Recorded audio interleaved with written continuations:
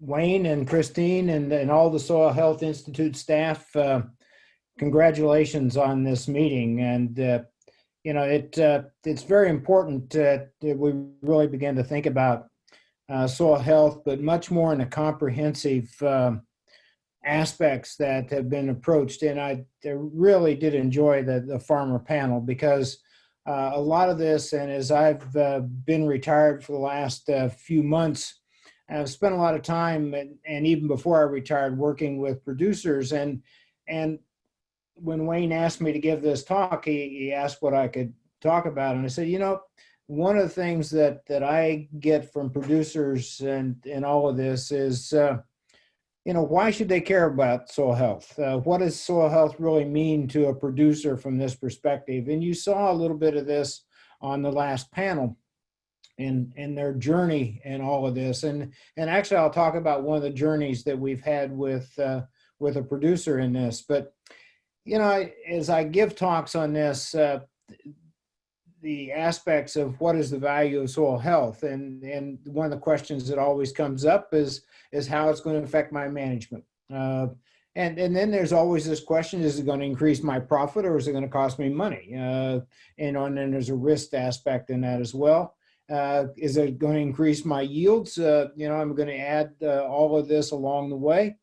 And the other part that's I think we need to spend more time talking about, and it's really maybe in that sociological, psychological aspect, is it worth the effort in changing my management system? And that's a really important piece of this, because when we think about this genetics by environment by management interaction, one of the things that we've discovered over time is that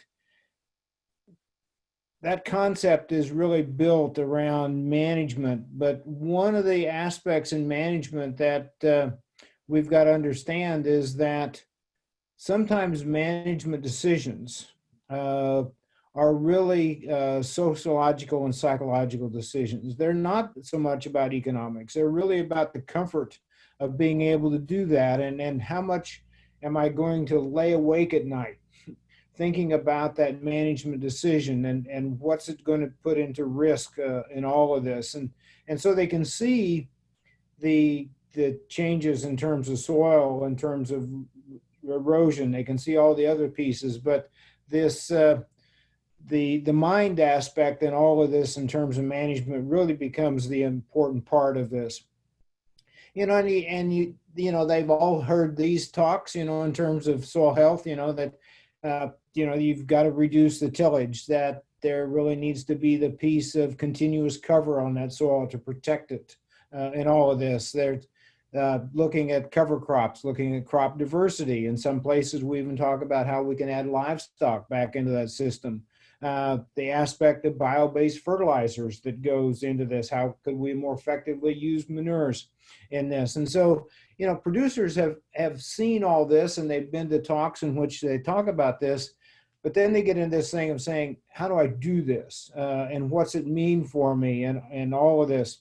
And over the past 10 years, I spent a lot of time working on the impacts of climate change on agriculture. And when we talk about these changes in climate and the changes in rainfall intensity, the changes in seasonality of precipitation, producers are always asking the question, what is that going to do in terms of the disruption of my system?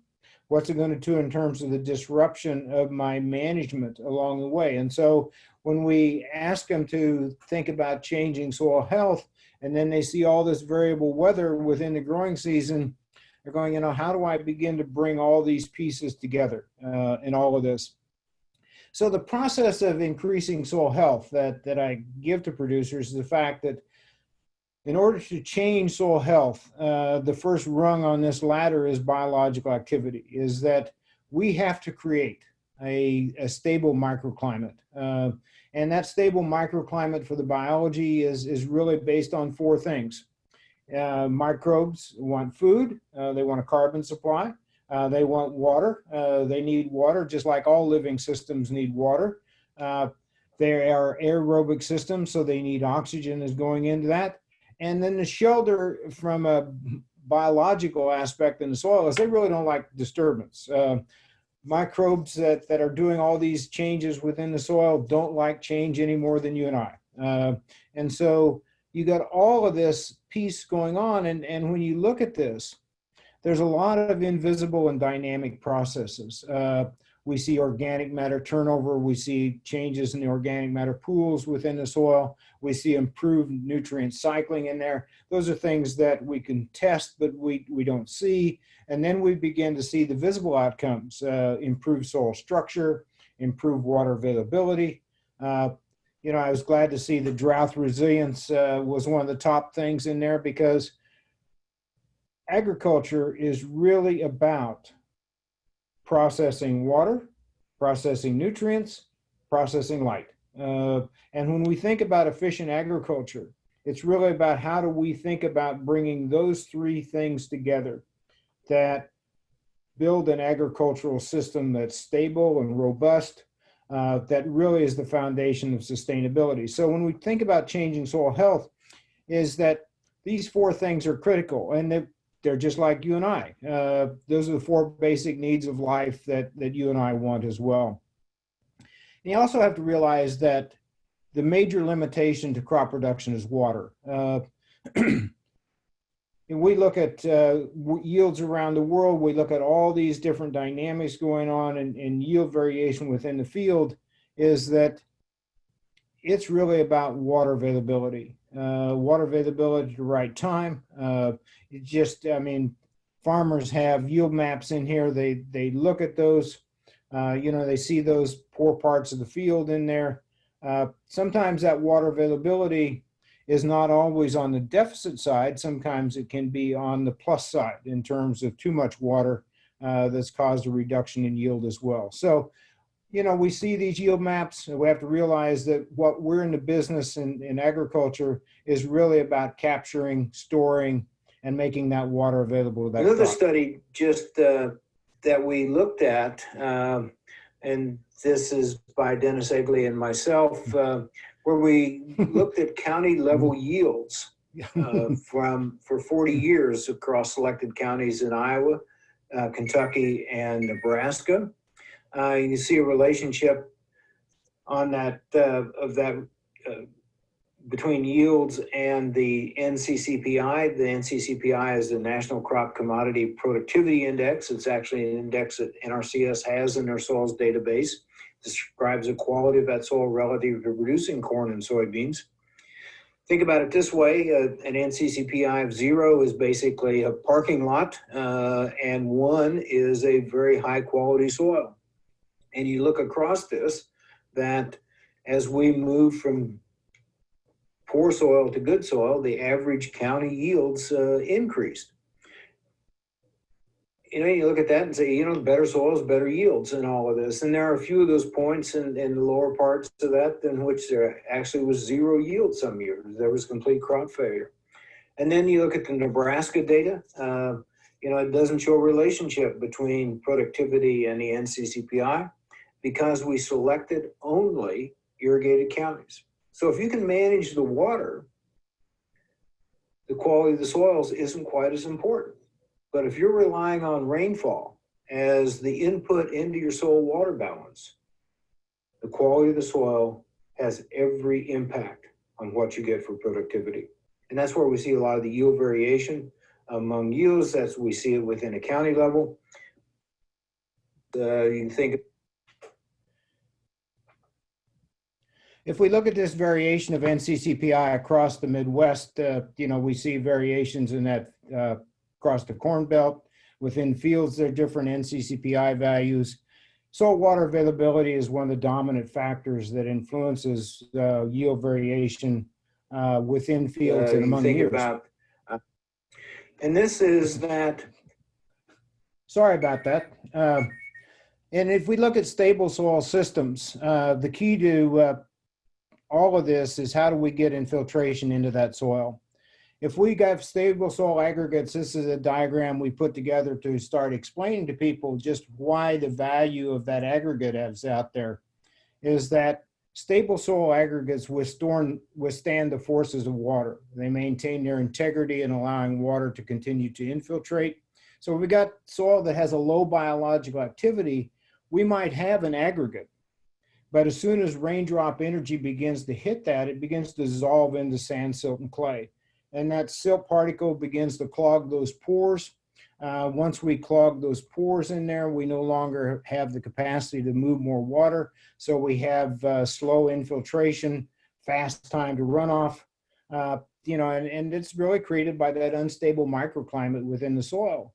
But if we've got a soil with a high biological activity, those that have really strong wet aggregate stabilities, they're not dissolving when raindrop energy hits them.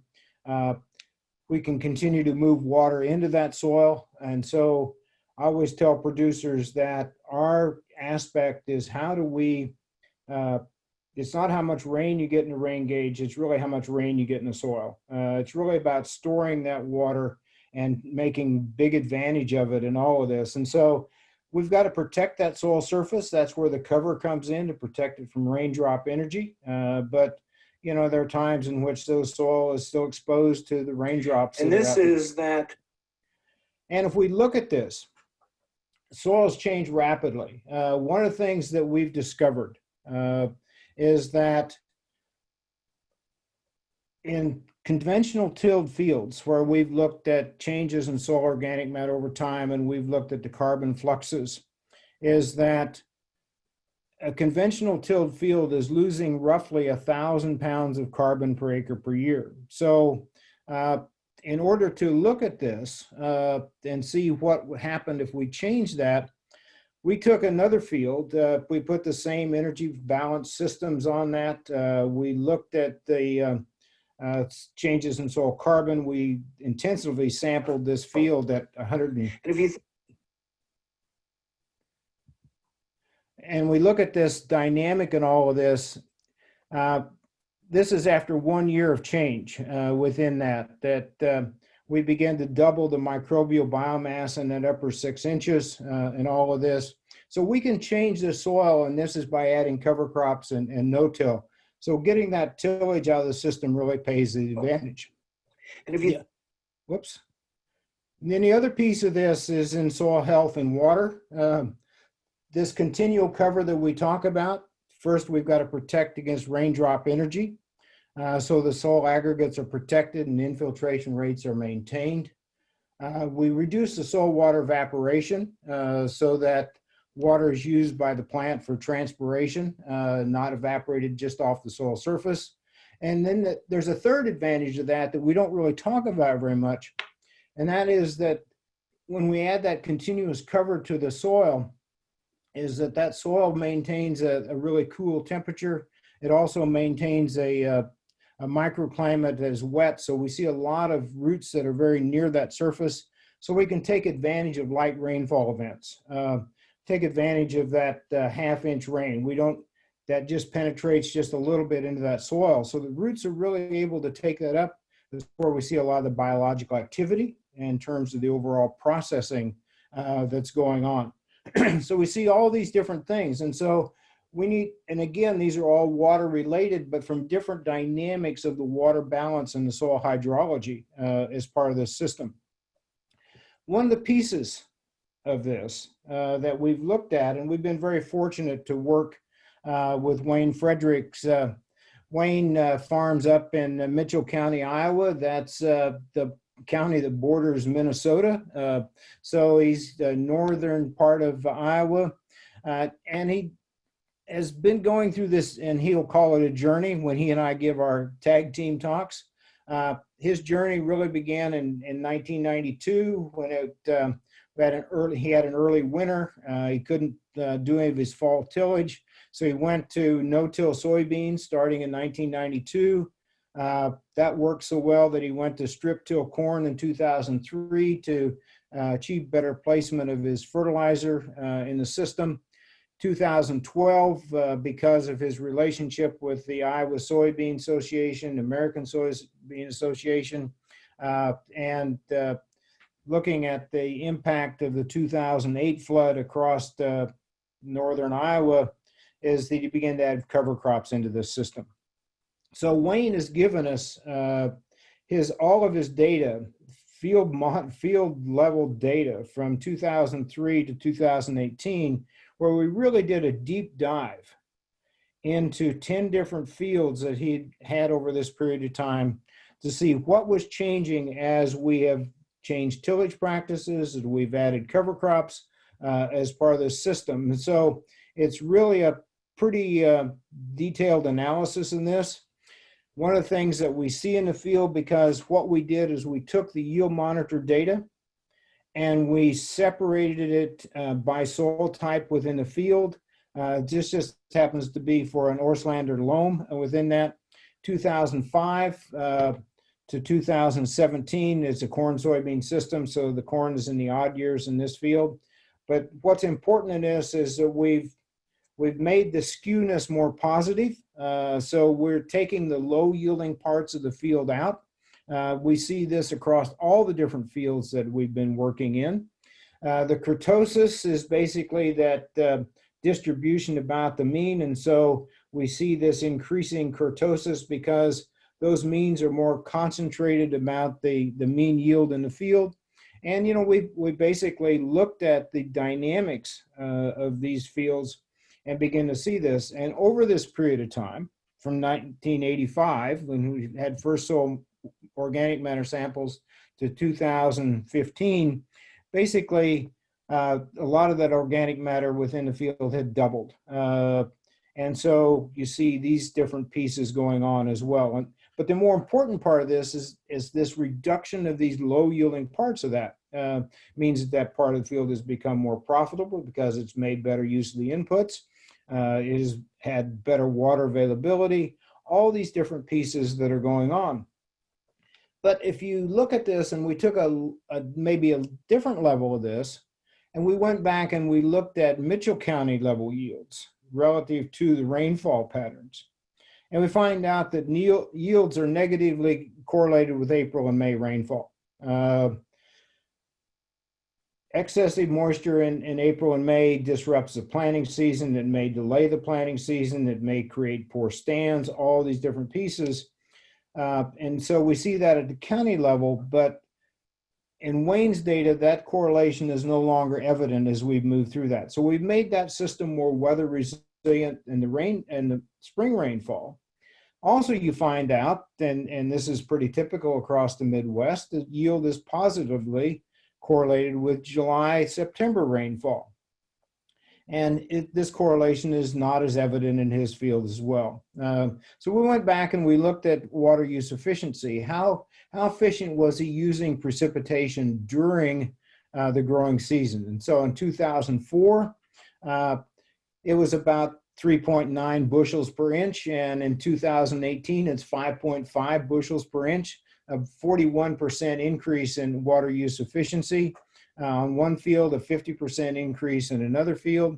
And soybeans, it's been about a 20%, 26, 27% increase across all the different fields. And so we're able to increase weather resilience because we're breaking down some of these relationships between spring and summer rainfall patterns. We're making more efficient use of that water because that plant's able to explore the soil profile. The probability or the profitability of that field increases because the fields have become more uniform as part of this practice. So there's been some positive changes in his management, and we see this.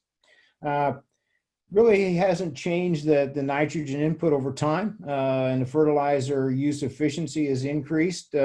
Yields have increased. He hasn't had to add any more fertilizer to achieve those yields. There's actually been a decrease in phosphorus and potassium inputs into that field. Here's the other piece of this in his journey is that he has more timely operations in the spring because of better trafficability. His increasing resilience of that soil. He's able to plant earlier than his neighbors that are in conventional tillage. His yields have become more stable. If you plot these yields over time, we see that kurtosis and distribution around the mean beginning to decrease. You see the stability begin to really change in that. So there's where resilience coming from. We've weatherproofed our system. We have less risk in that system. Wayne, and all of this has basically changed his whole dynamic of crop insurance because of this risk. And I think this becomes a piece that you can reduce the inputs because you're no longer seeing some of these different dynamics. And so he's actually changed his crop insurance portfolio. His profitability has increased because we've taken those low yielding parts of the field out from these dynamics. And I think about the implications of all of this is that these soil health changes that we observe in the field level as we change practices, reducing tillage, adding cover, really improve our ability to utilize precipitation as transpiration. We can have a lot of water that's evaporated, but that really doesn't do much for plant productivity. And so we've got to put that water through the plant. And the only way that can happen is for the roots to explore that profile. These increases in soil aggregate stability allow for better infiltration of water. We've seen that occur very rapidly in time as we begin to do this in our own experiments. Again, that continuous protection by the cover also alleviates that raindrop energy. And we've increased that field uniformity by reducing the low yielding areas of the field and thereby reducing yield variation across that field. We also did geospatial analysis. We found out that when we ran very detailed geospatial, we began to see these changes. We've been eliminating those low yielding areas of the field to increase the overall profitability of the field. So those are different pieces of this. And so we can take these data, and these are what producers want to see. They want to see the value of this for their operation. So is it worth it my time of adding that cover crop, reducing that tillage, changing that whole practice, and looking at all this? So I think we've got to continue to get this message out to help the producers understand that, yes, there are ways in which we can begin to bring these pieces together. So with that.